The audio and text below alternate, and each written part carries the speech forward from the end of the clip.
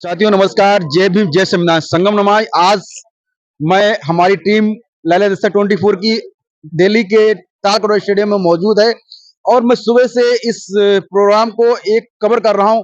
काफी लोगों से बात की, काफी हमारी वीरांगनाएं, हमारी आदि आबादी की हमारी महिलाएं, उनसे बात की। सभी लोग समता और समानता, हक और अधिकार की बात कर रही हैं। इसी के साथ हमारे साथ एक सोशल वर्कर, एक युवा साथी हमारे साथ खड़े, से बात करेंगे कि आपका इस समर संघ में क्या योगदान है और समाज को आप कैसे प्रेरित कर रहे हैं। बहुत बहुत धन्यवाद मैडम, आपसे बात करने के, मुझसे जुड़ने के। सबसे पहले अपना नाम बताइए और क्या है आपका वर्क। जय भीम नमो बुद्धाय। मेरा नाम प्रभा मूल निवासी है और हम समन संघ से जुड़े हैं। अब काफी टाइम हो गए, 2 साल हो गए। समन संघ चल रहा है और बहुत अच्छा चल रहा है और लगातार इसमें लोग जुड़ रहे हैं। पहले हम बाम सेफ में कार्य कर रहे थे, बहुत जागरूकता फैलाई लोगों में पहले भी, लेकिन अभी हम बाम सेफ में रह करके ये हुआ कि हम लोग पतन की ओर जा रहे हैं।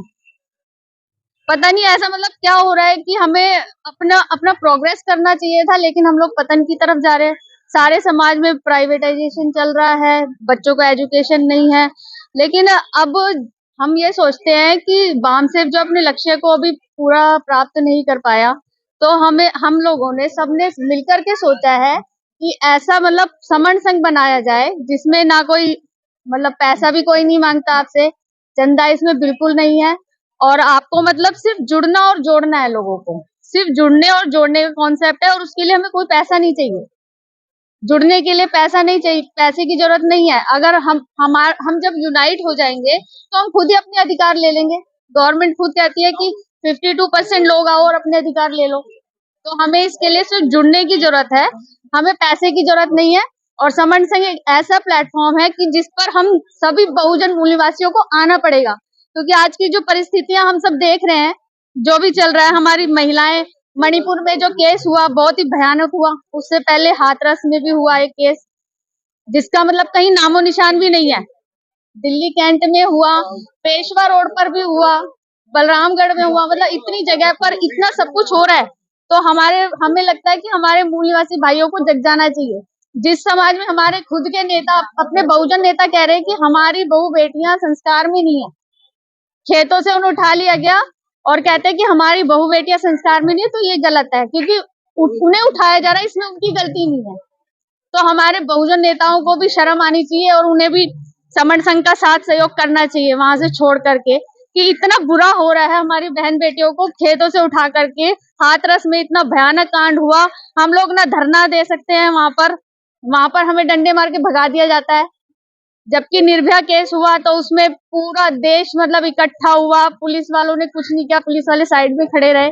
सबने खूब कैंडल मार्च किया पूरा इंडिया गेट पर, लेकिन जब हम अपनी बहुजन बेटी के लिए गए तो वहां पर एक भी ब्राह्मण नहीं था, एक भी जर्नल नहीं था, कोई भी नहीं था। सिर्फ अपने बहुजन लोग थे जिन्होंने साथ सहयोग किया, लेकिन उनको भी वहां से मारकर भगा दिया गया। तो आप लोग ये समझ लीजिए कि बहुजन बहन बेटियों का कोई भी अस्तित्व नहीं है समाज। लेकिन सरकार ने अभी महिला आरक्षण बिल पास कर दिया है, तो सरकार तो सभी महिलाओं को हक अधिकार देने की बात की, उस बिल अधिकार को पास भी कर दिया है।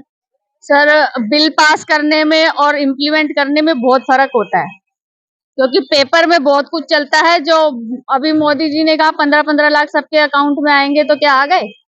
हमने सर्वे किया, किसी के भी अकाउंट में नहीं आए। तो फिर बिल पास तो बहुत सारे होते हैं सर, पर इम्प्लीमेंट नहीं होता उन पर कभी। तो जो महिला आरक्षण बिल पास किया, इसका फायदा किसको मिलेगा? बिल पास किया है तो फायदा तो सीधी सी बात है, किसके पास जाता है फायदा? सर, हम 10% इन्होंने जिनको आरक्षण मिला है ना, इनको मैं बोलना नहीं ईबीएस कोटे चाहती। वालों को हाँ जी, हाँ जी। नहीं, 10% उनको उनको फायदा मिलेगा, हमें कोई फायदा।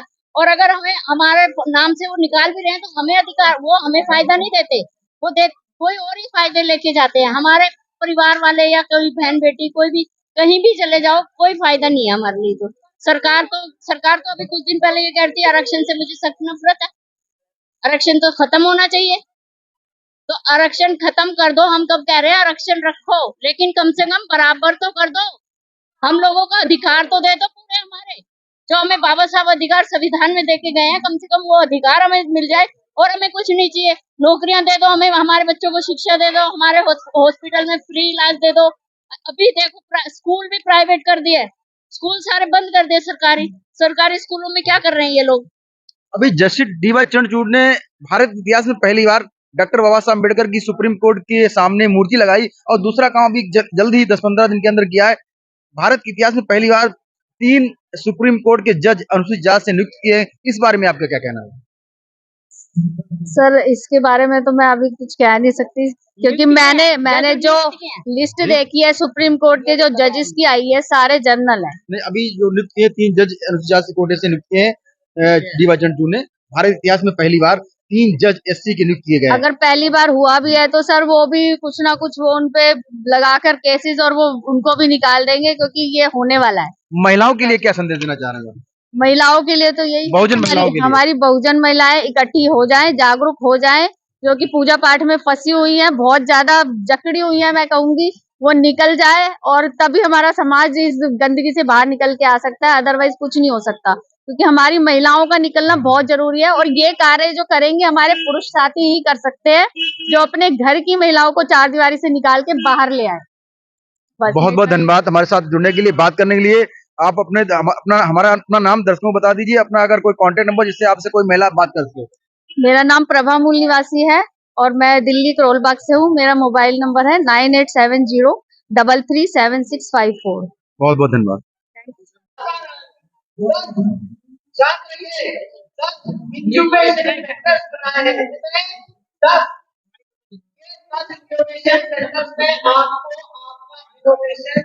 डाल सकते हो और ये इनोवेशन अगर आप अप्लाई करोगे तो आपको आपका प्रोजेक्ट अप्रूव होने के तहत आपको आपका जो भी निवेश रहेगा वो चाहे 50 लाख का हो या 1 करोड़ का हो तो मिल सकता है। तीसरा, एजुकेशन हमारा एससी एसटी ओबीसी के लिए जो प्रावधान है वो प्रावधान जो है बाहर जाने के लिए हर स्टेट में एससी एसटी ओबीसी के लिए कुछ सीटें बाहर जाने के लिए फुल स्कॉलरशिप दी जाती है। हवाई जहाज का टिकट बाबा साहब ने दिए हुआ हक अधिकार बता रहा हूँ। आपके बच्चों का 20 दिन के बाद जो बजट प्रस्तुत होने जा रहा है तो 3 से पन्नों का बजट